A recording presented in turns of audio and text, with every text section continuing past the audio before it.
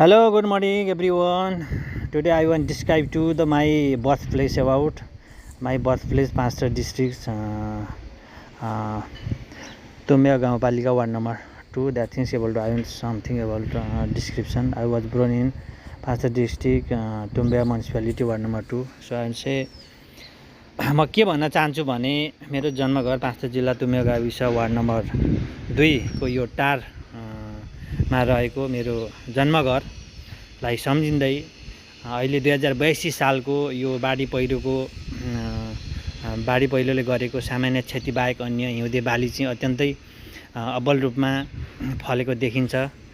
झकास रूपमा बाली नाली फलेको लटरम्बै फलेको देखिन्छ र यो हिउँदे बालीमा चाहिँ बोडीहरू लगायत मासहरू लगायत र रुद्राक्षको बगान पनि यहाँ देखिन्छ।